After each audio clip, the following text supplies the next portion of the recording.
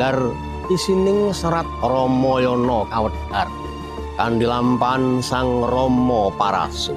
Editor Firmansyah Setiabudi, kameramen Dani Rahmawati. Pranata gending lan ilustrasi Agil Wahyu Kusuma. Pengarah acara Ibu Tuti Erno. Kadongengaken dening Ki Ngabei. Sugeng midhangetaken.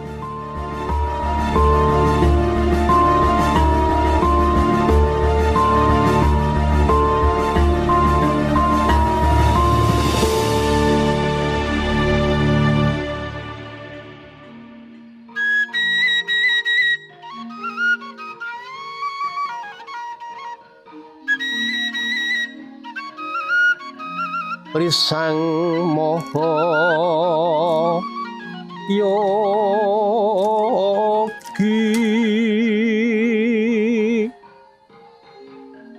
sawu sing samedi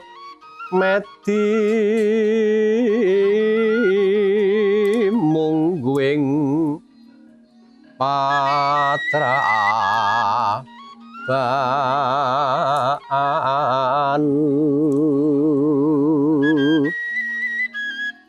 danguani ngali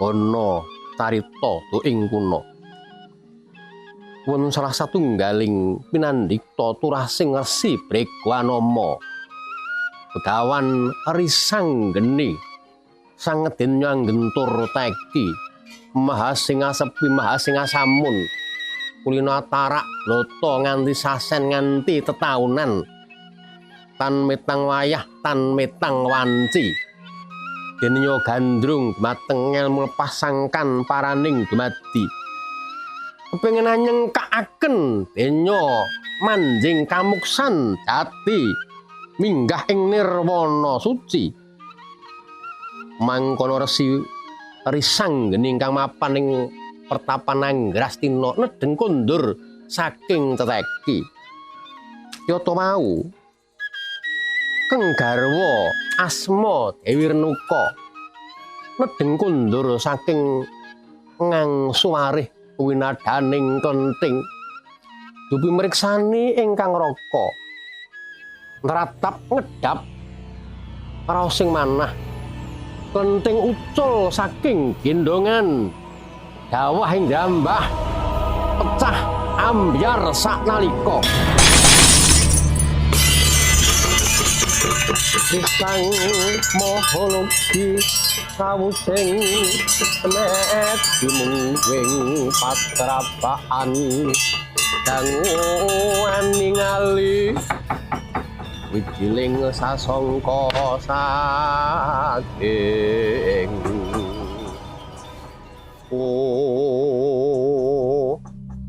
garwaku ngayu Renuka apa to darunane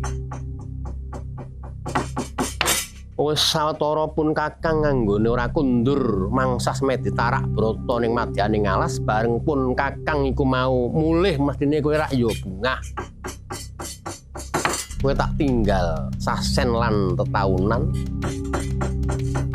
kapinujon kowe ngang sumarih mbok wadai klenting malah mrucut saka tanganmu tumibeng jambah ambyar kaya panjang sela dumawing kumalasa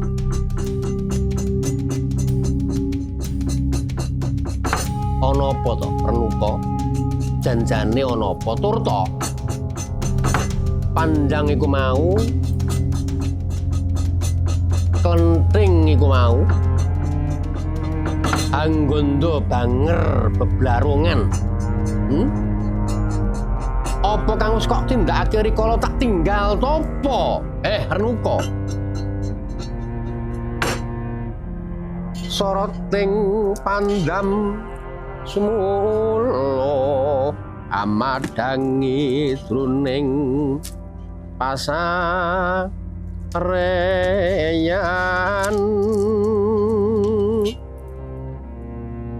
ngenani wadana remu remu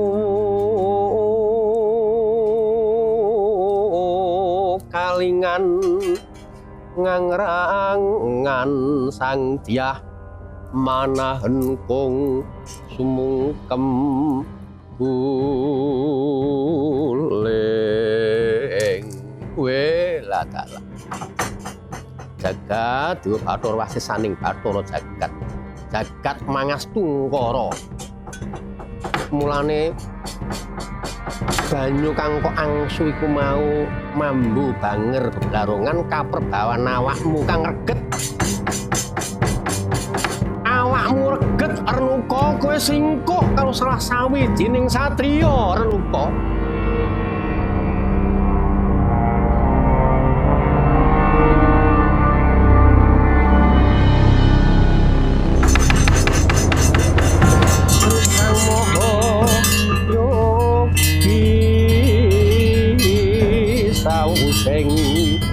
met dimungwing patrabaan dangu aningali wijiling sangka saking anggraning mugir adraring karnan yasira oh anakku nggih anakku Swandakni lan kowe Jama Dagni ya Rama Bargawa iki ana lakon letek jroning pertapan Anggrastina jebul ibumu tak tinggal topo nindakake seslingkuhan astra lungian bandrek dina kelawan salah sawijining satriya.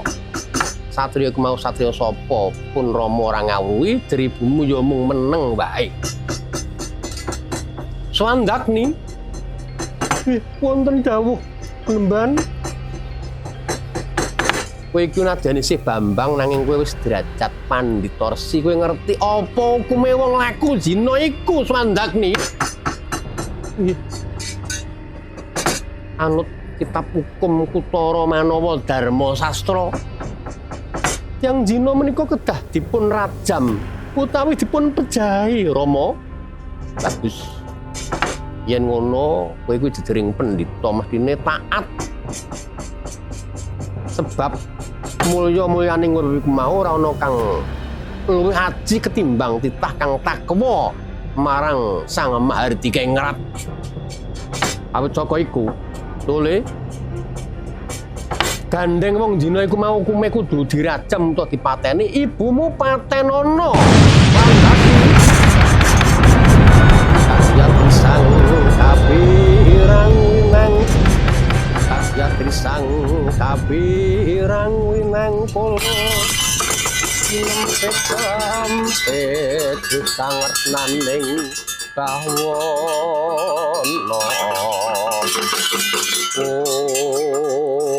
aduh Rama kula menika lair mboten saking kayu watu nanging kula lair saking guwa garbanipun Ibu Dewi Renuka sepinten dosa ingkang kula sandhang kula badhe manding dados anak duraka menawi kula badhe ngukum pejah kaliyan Kanjeng Ibu. Pramila kula mboten mentala nyawang lampan menika Penemban trimah kisah kemawon saking pertapan Sang Resi.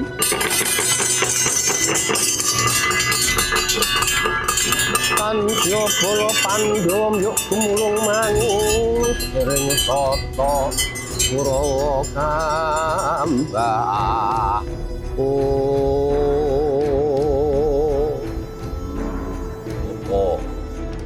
aja gelo atimu dene Kakang Swandakni moh hukum karo ibu. Lah ya kuwi to nggih. Lah kok Kakang mungkin merucut saka kudangan luput saka gendongen dikudang dadi pendhita. Bareng sing luput ibune kok ora wani nindakake paukuman. Yen ngono sing kudu ngukum ibumu ora ana liya kowe. Rama Parasu ya. Tak sendikani mung si bapa kudu janji. Aku gelem ngisas Kanjeng Ibu ning sak panjalukku engko turutana. Aja kuwatir. Aja kuwatir, nggih. Supaya ora dadi sesuker kisasen ibumu. Apa sak panjalukmu tak turuti Rama Parasu. Bagus, ayo Ibu. Tak kisas dina iki, Bu. Ayo derek karo aku.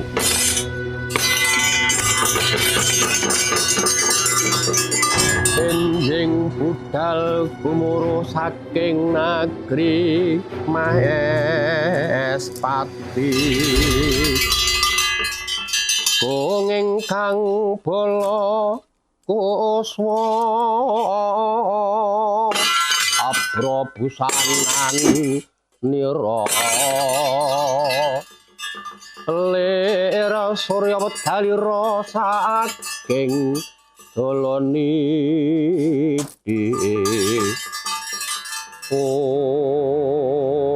yata wau Bambang Rama Parasu ya Rama Bargawa dipun tetek-tetekaken manahipun anggenipun nindakaken dahipun ingkang Rama. Dewi Renuka dipun taleni astanipun dipun tutup netranipun dipun dekaken wonten ing aban. Badhe kakisas sarana katenggel jangganipun sarana pusaka jemparing Bargaastra. Ngembat-embat kanang jemparing Bargaastra sak jambehipun murup kebedaripun ucul saking kendheng meglok swantenipun nenggel jangganipun Dewi Renuka tudel saking salira.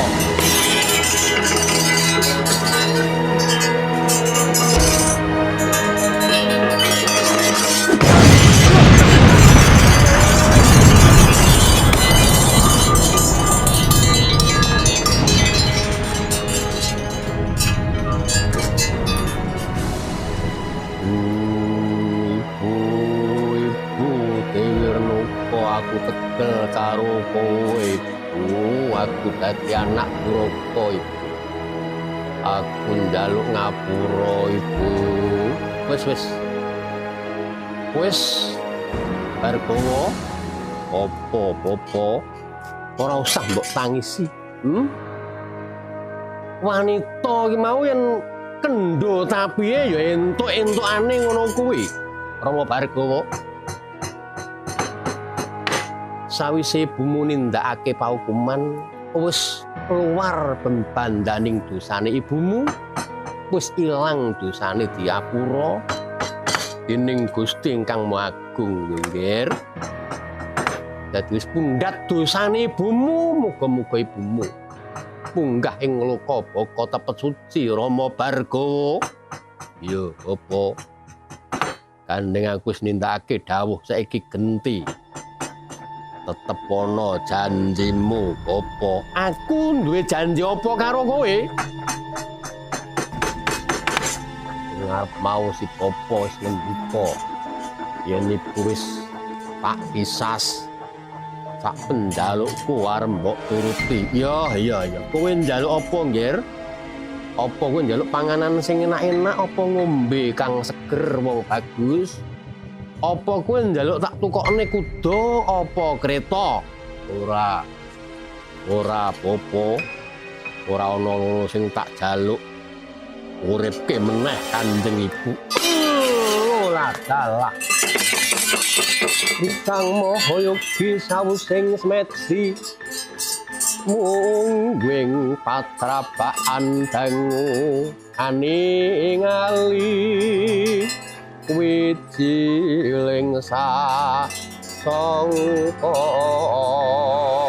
welah kerak ngapusi bapakmu Rama Bargawa. Ngapusi piye kowe aja melincat janjimu Popo. Aku anak wani karo ibune sebab nuruti dawuhmu wong tuaku lanang. Kowe kudu nuruti atur kowe ngarep bab wis dadi janjimu. yen ora mbok turuti apa kowe seneng darani pendhita mencla-mentre esuk dele sore tempe. Wah, iya. Wah. Lakon kok kaya mengkene. Ya, Ngger. Entenono ya, Ngger. Tak sunke ngarsaning Mbah Brahma. Mugi ibumu bisa urip maneh. Laing kono to mau. Dasar pandhita linengkung ingkang sampun wareg dahar isining tarak rata Mahasinga sepi Mahasinga samun. Saking dayaning lisah panguripan ya tirta amerta sandiwani katetesaken ing layonipun Dewi Renuka sami sakala gregah wungu Dewi Renuka.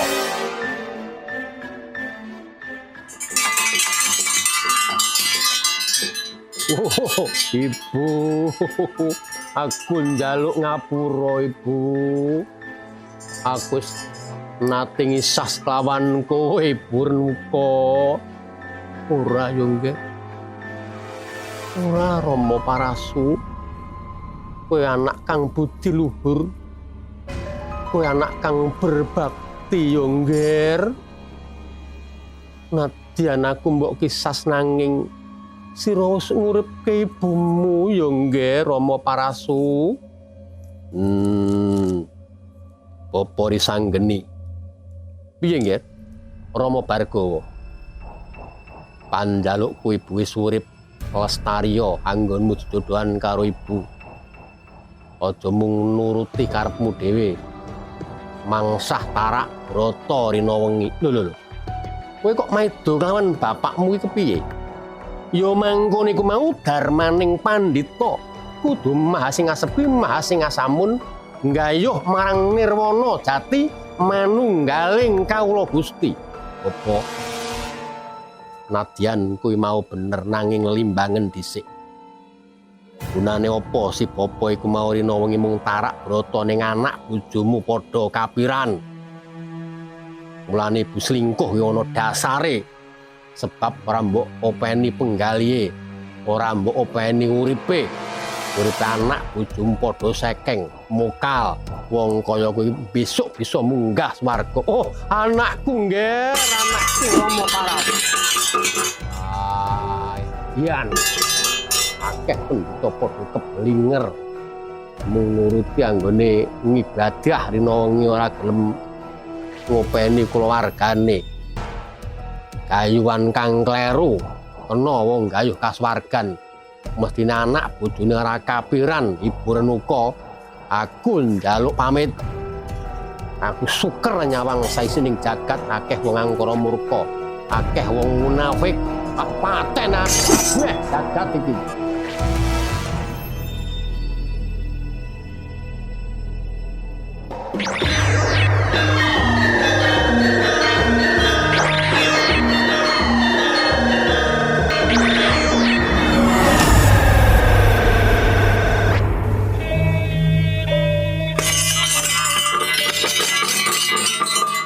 Sang Mahayogi sawusing sameti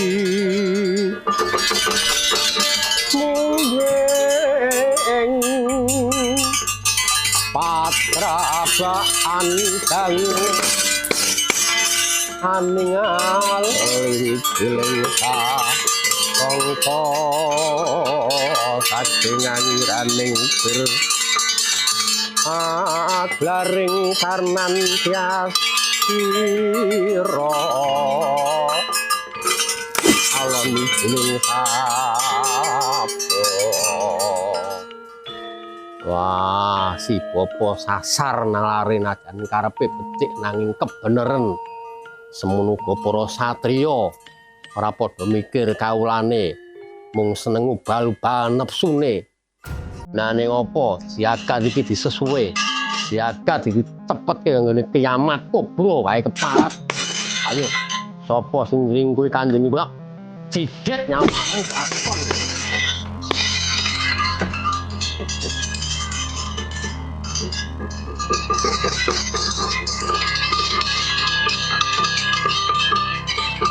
Mandek.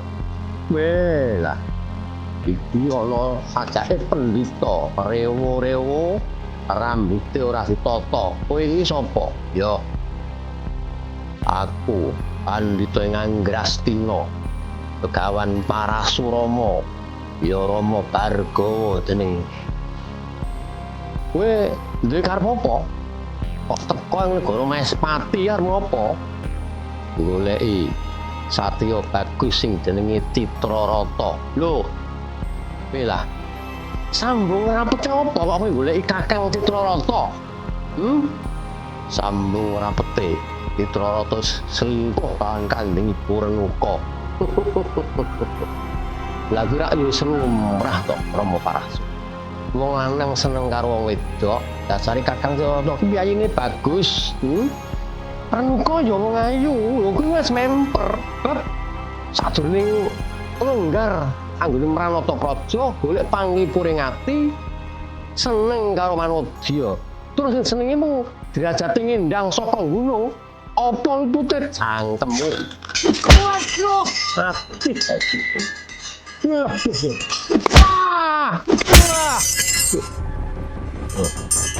Ngomongane elek, ayo maju tak didet nyawamu. Weh. Arep wani karo Patih Surata ta iki. Keparat. Pendhita bodho mbal arep wani karo Pepatih Praja mati dening aku kok. Loh. Mati. Yo. Loh, tambah sirahku.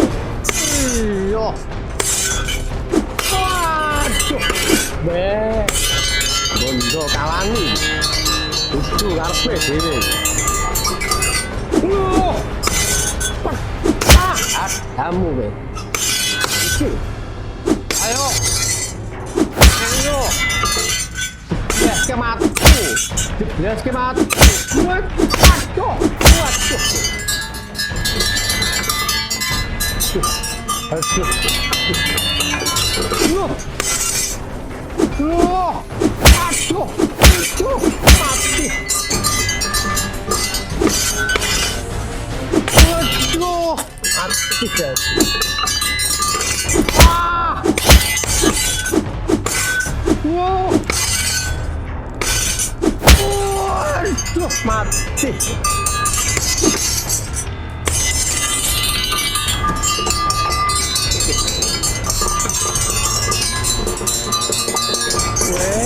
Ana wong golek ya aku iki sapa?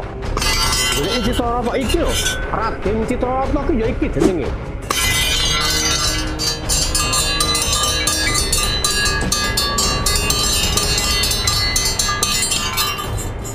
Wah, dadalah. Sapa kowe? Rama Bargawa anake Dewi Renuka. Lho. Wah, wis duwe anak sakmono gedene to, Mbake. Parandene ibune kok jek ayune ora jamak. Mingkemo lambemu. Waduh, mati aku. Aduh. Aduh. Ayo. Ayo. Wah, kane. Wah, wani karo Citrarata. Ayo. Entekno kasugihanmu. Ambis sira. Loh. Loh, yo. Ah! Aduh. Aduh, mati ya. Aduh, alon-alon tuh. Rusak. Layani wong tuaku yo. Iki dalu amu. Aduh. Ini tak emang negara Mas pada pateni kabeh. Ayo padha maju.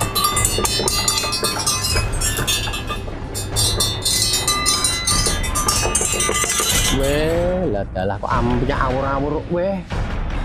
Kakang Surata mati, Nyai Citrarata ya mati. Weh,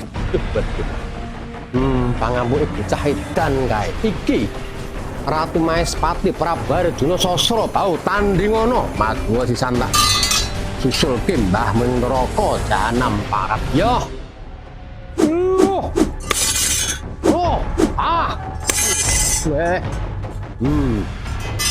maju karepe dhewe. Pecah dadamu. Yo.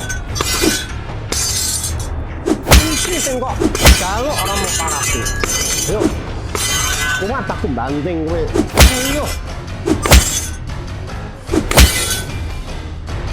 Iki sing kok jaluk. Ayo. Ratu Mahespati Prabar Dina Sastra Bau.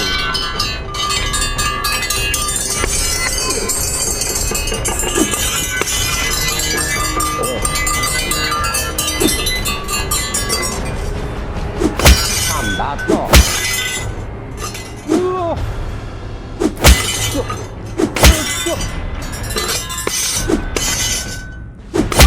Yo.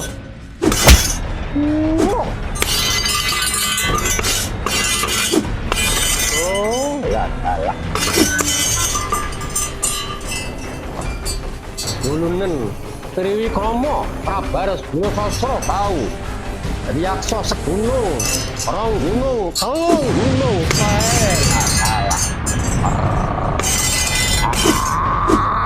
Ayo, ojo meh Rama Parasu. Agak tak isine untal malang, ayo. Maju oleh, maju Rama Parasu.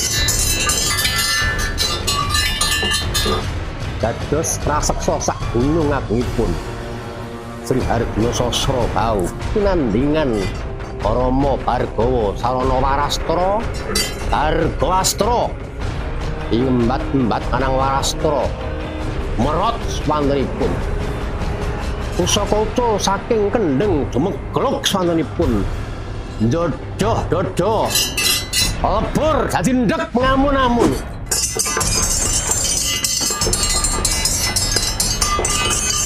Wow. Wow. Yeah. Yeah.